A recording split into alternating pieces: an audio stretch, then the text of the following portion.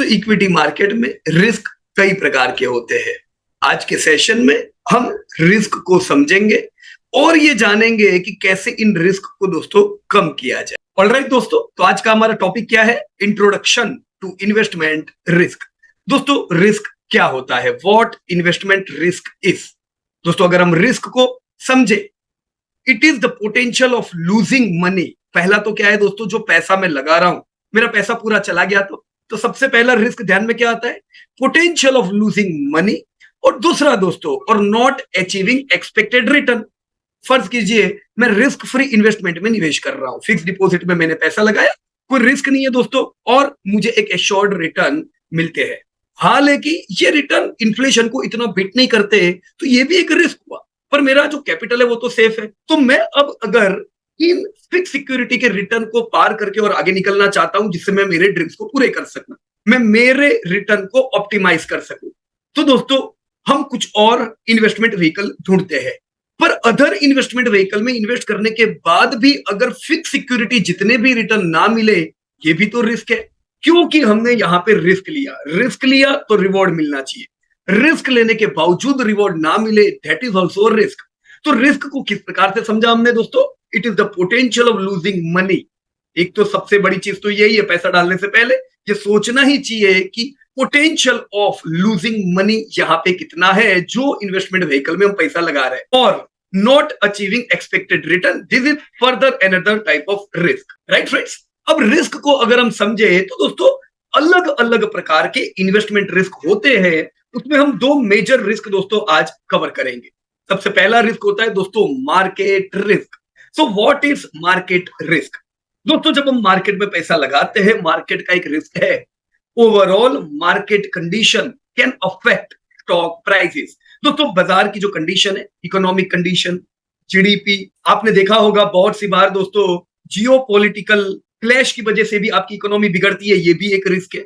आपने बहुत सी बार देखा होगा दोस्तों एनवायरमेंटल कंडीशंस की वजह से बाजार पे इफेक्ट आती है, राइट। कई बार स्लो डाउन की इफेक्ट होती है। तो ये सारे अलग अलग मार्केट रिलेटेड रिस्क है। इकोनॉमी रिलेटेड रिस्क, जिससे आपके बाजार पे इफेक्ट आती है। दोस्तों महंगाई बढ़ने से भी इफेक्ट आती है। दोस्तों पॉलिटिक क्राइसिस पे भी मार्केट पे इफेक्ट आती है। तो ये सारी वो चीजें हैं दोस्तों जो आपके शेयर के दामों को बढ़ा भी सकती है, गिरा भी सकती है, राइट। तो हमें इन रिस्क को इन्वेस्ट करने से पहले समझना होगा कि आज मैं निवेश कर रहा हूं, आज सब कुछ अच्छा लग रहा है, पर कुछ भी प्रॉब्लम आ सकते हैं जो नियर टर्म में मेरे रिटर्न को बिगाड़ सकते हैं। तो अगर मैं प्रिपेयर हूं, एक समय लेके बाजार में आया हूं, तो ये सारे मार्केट रिलेटेड रिस्क जो आएंगे ये बचेंगे और इनसे आगे निकल के रिटर्न दोस्तों अच्छे मिलेंगे। पर ये रिस्क दोस्तों कभी भी कहीं भी आपको ट्रैप कर सकते हैं। इसको ध्यान में लेके ही दोस्तों इन्वेस्टमेंट करें। इसीलिए जनरली हम ये भी कहते हैं दोस्तों कि अपने निवेश को डाइवर्सिफाई रखें, फिक्स सिक्योरिटी में भी पैसा रखे, बाजार में भी रखे, राइट। मार्केट रिलेटेड रिस्क वो है जिनका सामना दोस्तों आपको करना है, क्योंकि ये आपके हाथों में नहीं है। दोस्तों दूसरा जो रिस्क होता है that is company specific risk. Company specific risk आप कई हद तक दोस्तों कम कर सकते हो, राइट। अगर आप 100 निवेशक हो सकता है 100 में से 80 निवेशकों को कंपनी स्पेसिफिक रिस्क का भी बहुत हद तक सामना करना पड़े। हो सकता है कुछ 20% निवेशकों को ये कंपनी स्पेसिफिक रिस्क का बहुत सामना ना भी करना पड़े, क्योंकि उनका सिलेक्शन क्राइटेरिया ऐसा हो। दोस्तों अगर उन्होंने ग्रोथ को ध्यान में रख के पैसा लगाया होता है, क्वालिटी को ध्यान में रख के पैसा लगाया होता है, वैल्यूएशंस को ध्यान में रख के पैसा लगाया होता है, दोस्तों कंपनी स्पेसिफिक रिस्क कम आता है। पर मैं जब बाजार के माहौल में बह के कहीं भी पैसा लगा देता हूं जो दौड़ रहा होता है, ऐसे केस में दोस्तों कंपनी स्पेसिफिक रिस्क का सामना मुझे करना है। दोस्तों ये क्या है? Risk related to individual companies such as डेब्ट levels, management quality and industry competition. दोस्तों ये बहुत बार होता है कि इंडस्ट्री बहुत अच्छी चल रही है, पर ऐसा हुआ कि आप ही की कोई कंपनी पे उसकी इंडस्ट्री की पॉजिटिव इफेक्ट नहीं आ पा रही है। This is individual company related risk. ऐसा हो सकता है दोस्तों। डेब्ट लेवल्स, दोस्तों इंडस्ट्री बहुत अच्छी चल रही है, सब कंपनी को फायदे हो रहे हैं, सब कंपनियां दौड़ रही है, पर आपने ढूंढ ढूंढ के सब डेब्ट बर्डन वाली कंपनी अगर ली है, तो ये हो सकता है कि जब कभी इकोनॉमी में फर्क पड़ता है, जब ग्रोथ धीमा होता है, ऐसे समय पे डेब्ट बर्डन वाली कंपनी सबसे पहले अफेक्ट होती है। तो होता क्या है दोस्तों, अगर हम डेब्ट लेवल देखे बगैर ही कहीं भी पैसा डाल देते हैं, तो ये इंडिविजुअल कंपनी रिलेटेड रिस्क का भी सामना करना है। मैनेजमेंट क्वालिटीज, दोस्तों हमने पास्ट में कहीं देखा है कि कुछ मैनेजमेंट टॉप क्वालिटी होती है दोस्तों, ऐसे मैनेजमेंट पे हम अच्छी उम्मीद करते हैं, उन्हें पता है दोस्तों ग्रोथ कैसे करना है।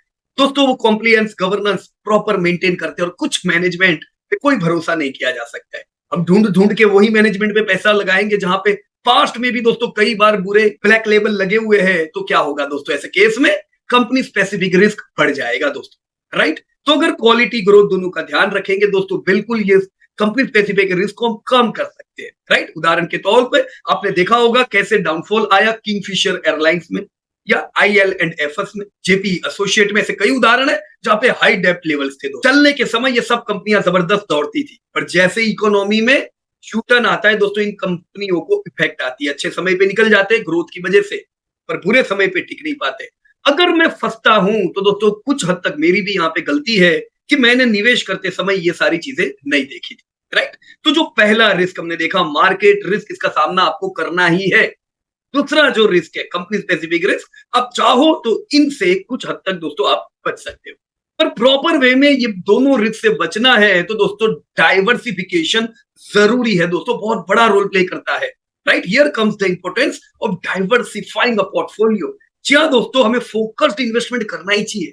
फोकस मतलब जो सेक्टर में पैसा लगा रहा हूं वहीं पे मैं पैसे बढ़ाता जाऊं, जो कंपनीज में पैसा लगा रहा हूं वहां पे बढ़ाता जाऊं, पर एक दो सेक्टर नहीं, एक दो कंपनीज नहीं, मैं मेरे पोर्टफोलियो को बढ़ाऊं, जिससे कहीं कोई एक एसेट में प्रॉब्लम आया, जैसे इक्विटी एसेट में प्रॉब्लम आया, फिक्स सिक्योरिटी मेरे पास हो जो मुझे सपोर्ट करे, गोल्ड मेरे पास हो जो मुझे सपोर्ट करे, राइट। कहीं कहीं कोई सेक्टर स्पेसिफिक प्रॉब्लम आया, मान लो बैंकिंग में प्रॉब्लम आया, मेरा पैसा कंस्ट्रक्शन में लगा हुआ है, मेरा पैसा FMCG में लगा हुआ है, ऑटोमोबाइल में लगा हुआ है, मुझे सेफ्टी मिलेगी। कहीं ऑटोमोबाइल में प्रॉब्लम आया, मेरा पैसा दूसरी जगह है। अभी जैसे IT में प्रॉब्लम आया, आपका पैसा कंजप्शन में था, अलग अलग सेक्टर में था दोस्तों, ये बचाता है। तो आंख बंद करके कोई भी एक जगह पे एक पटरी पे न दौड़े दोस्तों, अपने आप को डाइवर्सिफिकेशन के बफर्स दे। A well diversified portfolio that weathered market downturns better, right friends. तो मिक्स एसेट्स रखे, मिक्स सेक्टर रखे, मिक्स कंपनीज रखे। ये करने से दोस्तों कई हद तक रिस्क आपका कम हो जाता है। तो रिस्क कम करने के बाद फोकस करें ताकि पोर्टफोलियो ऑप्टिमाइज भी हो। दोनों चीजों का दोस्तों इक्वली इंपॉर्टेंस है, राइट। इसके साथ रिस्क टॉलरेंस भी एक चीज है दोस्तों। The concept of risk tolerance and how it varies from person to person.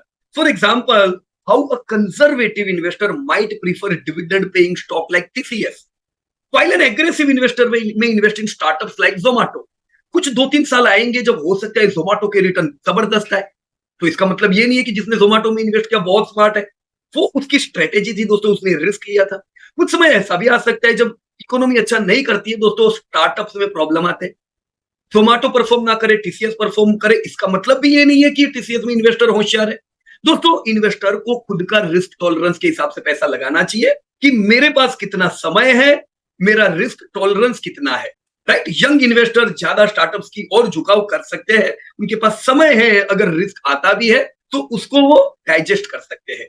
जैसे जैसे दोस्तों एज होती जाती है, रिस्क टॉलरेंस कम होता है दोस्तों। ऐसे समय पे ग्रोथ, क्वालिटी, वैल्यूएशन तीनों का ध्यान रख के इन्वेस्ट करना बड़ा जरूरी है दोस्तों। यंग समय पे भी तीनों चीज जरूरी है, पर मिस्टेक सुधारने का आपके पास टाइम होगा। एक समय पे दोस्तों मिस्टेक सुधारने का टाइम नहीं रहता है, right friends. There is another term psychology of risk.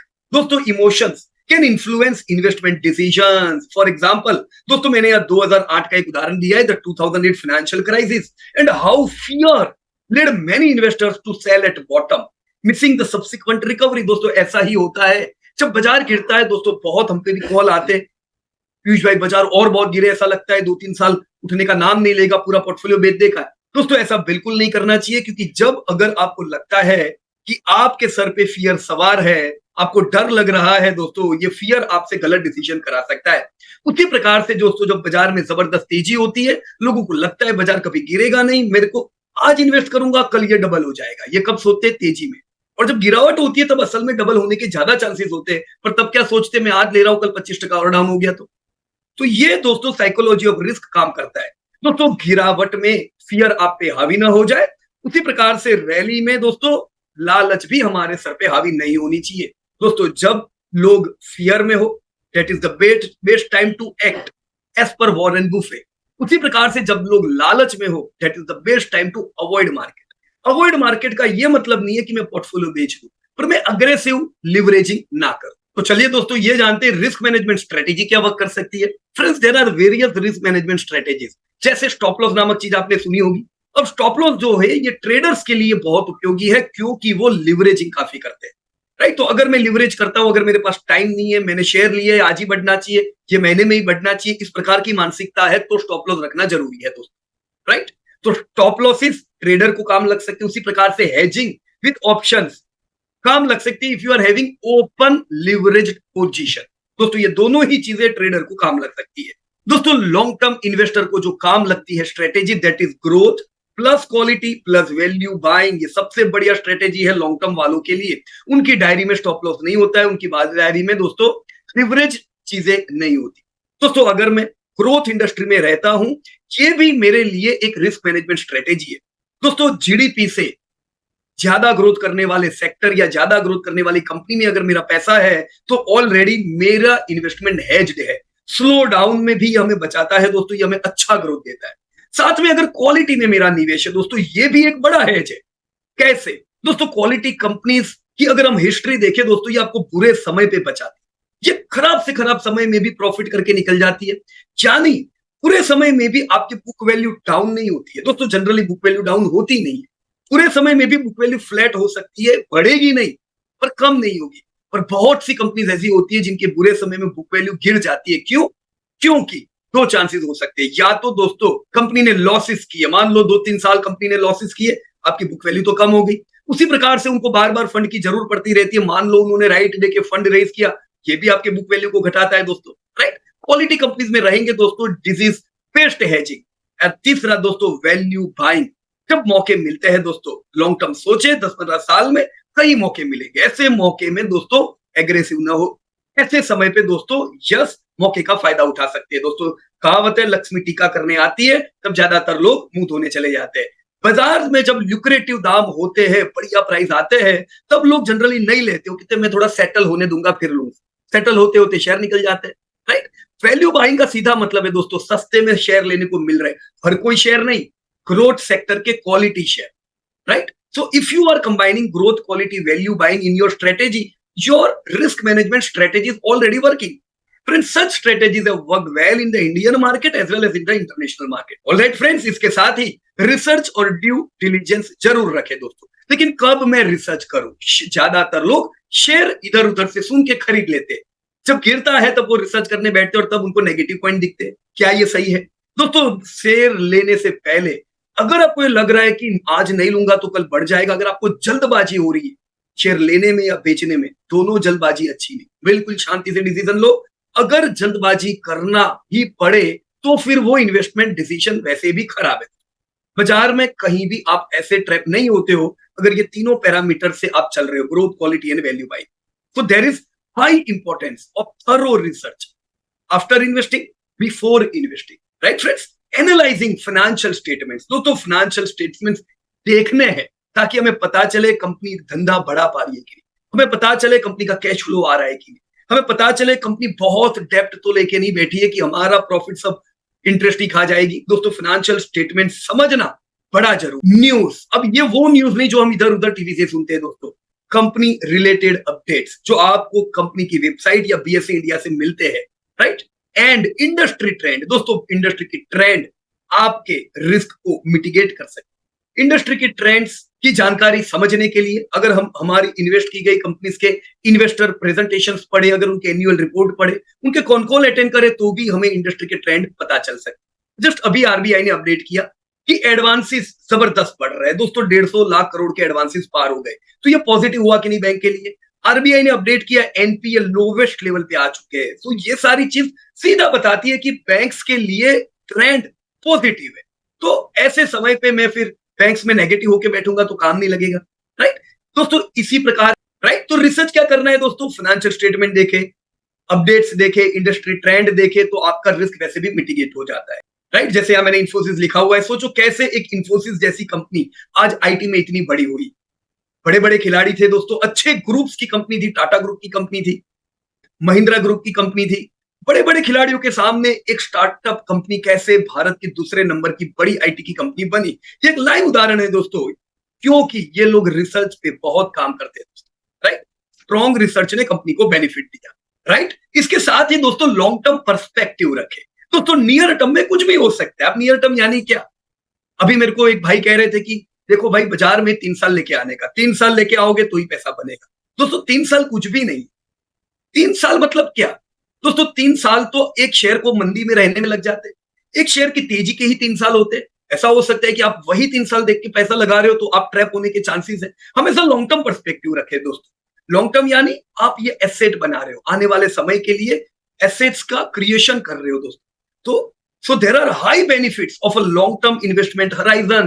कंपनियों को बड़ा बनने में समय लगता है दोस्तों। कभी कभार कभी कोई नेगेटिव इंडस्ट्री ट्रेंड आया, उसको निकलने में भी 2-2 साल लग जाते, तो आप कैसे 2-3 साल में वेल्थ क्रिएट करोगे? नहीं होती दोस्तों। कई वीडियोस आते हैं दोस्तों, लाख का 100 करोड़ एक साल में, ये सब पे नहीं जाने का दोस्तों, right. How many companies like HDFC bank, TCS, UltraTech, Titan, मेरे पास उदाहरणों की लिस्ट है दोस्तों जिन्होंने कंसिस्टेंट ग्रोथ किया दोस्तों, कभी लॉसेस नहीं किए, कंसिस्टेंट डिविडेंड दिए, पूरे समय की मैं बात कर रहा हूं, right, despite market fluctuation.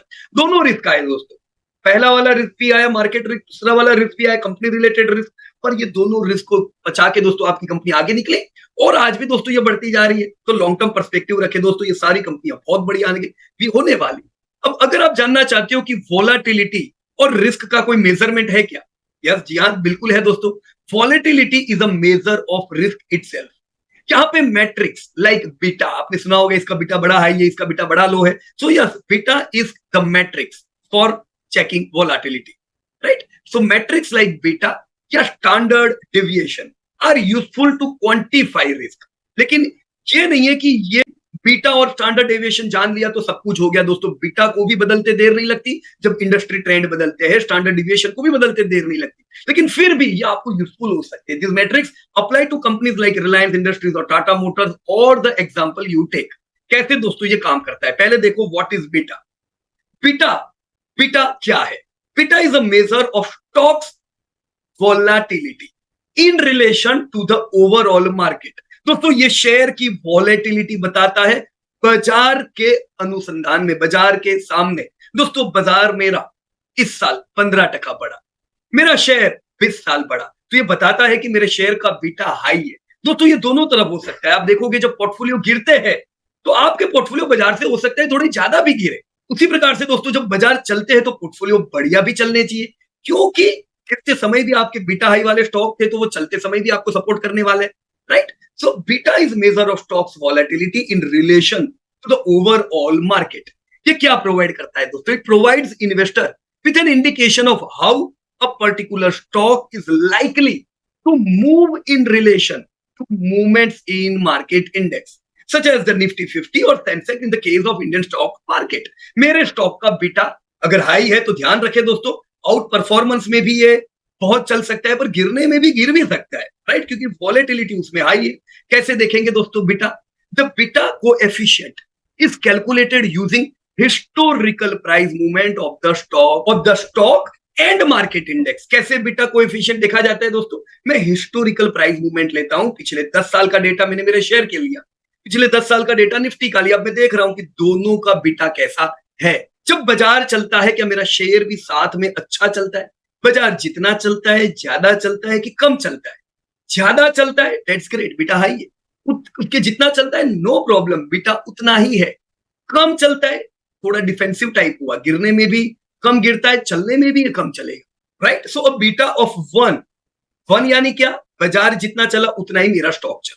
So beta of 1 indicates that the stock tend to move with the market, while a beta greater than 1 suggests higher volatility, right? Amplified movement, right? उसकी movement amplified है, and a beta less than 1 suggests lower volatility, muted movements compared to the market। जैसे FMCG के stocks होते हैं, हो सकते हैं FMCG के स्टॉक लो बीटा वाले, राइट। चलो एक एग्जांपल देखते हैं, let's consider an example. Suppose company ABC has a beta of 1.2, right? कितना? 1.2।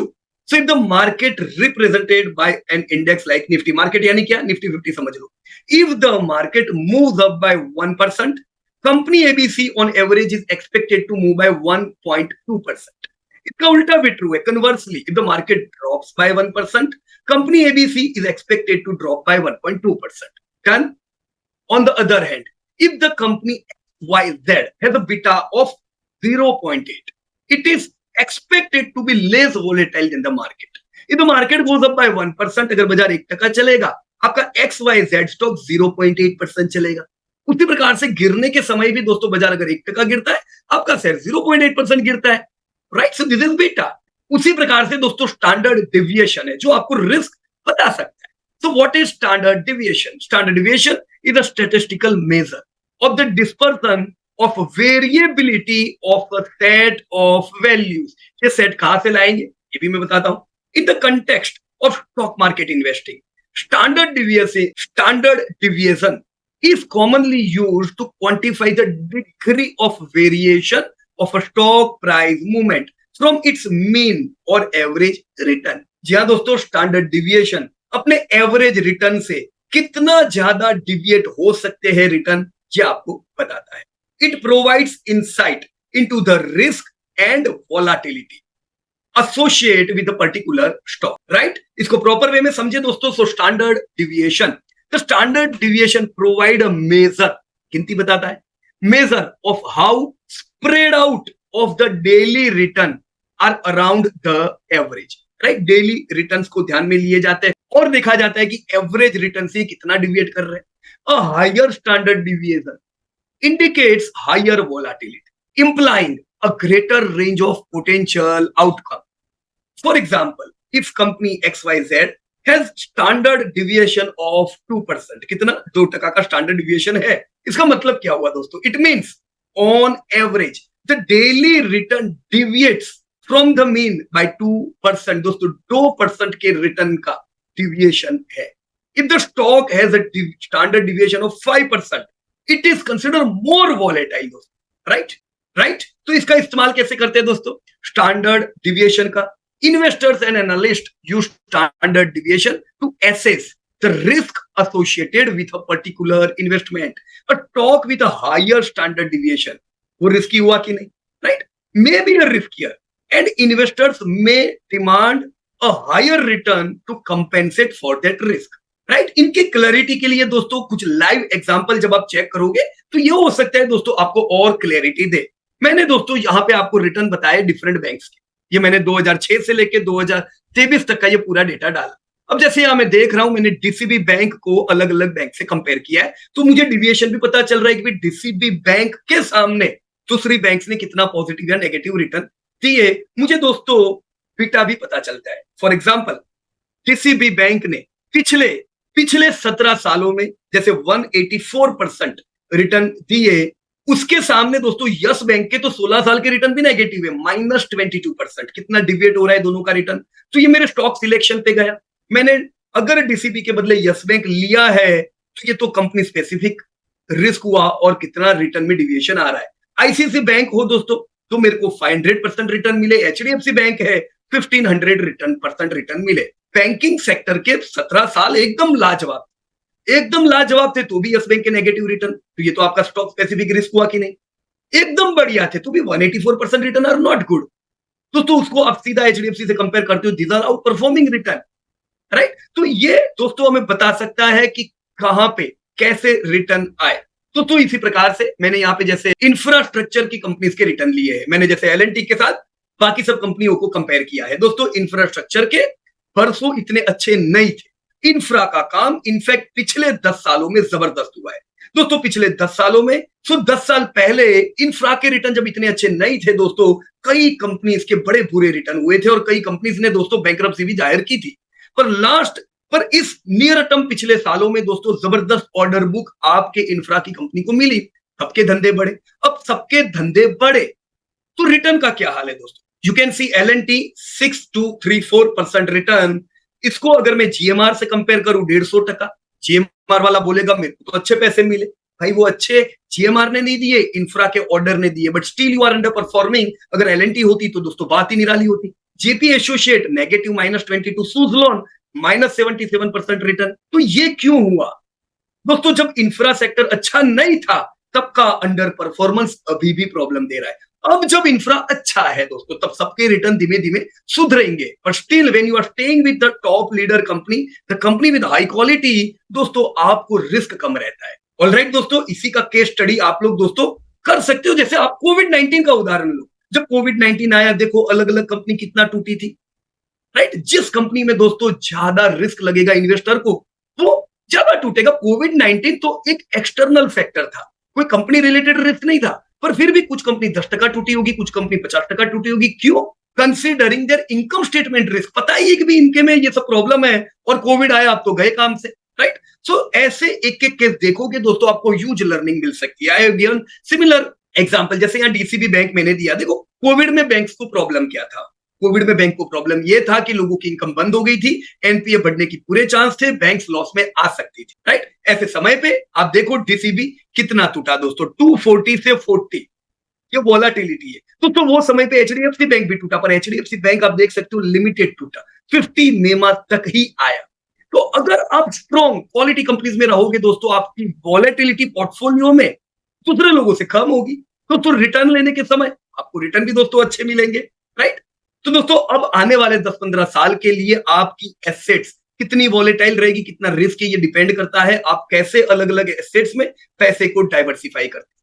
पर्टिकुलर स्टॉक मार्केट में आ गए तो स्टॉक मार्केट में आपका पोर्टफोलियो कितना रिस्क है, कितना वॉलेटाइल है, वो भी किस पे डिपेंड है दोस्तों। आपकी इंडस्ट्री सिलेक्शन, आपकी कंपनी सिलेक्शन और वैल्यू बाइंग आप करते हो कि नहीं इस पे दोस्तों, राइट। तो स्टॉक मार्केट दोस्तों कंटिन्यूस लर्निंग की एक जगह है। There is high importance of staying updated with market news and evolving investment strategy. दोस्तों सीखते जाइए, सीखते जाएंगे, जरूर दोस्तों आगे बढ़ेंगे। Thank you very much and जय हिंद फ्रॉम प्रॉफिट फ्रॉम इट।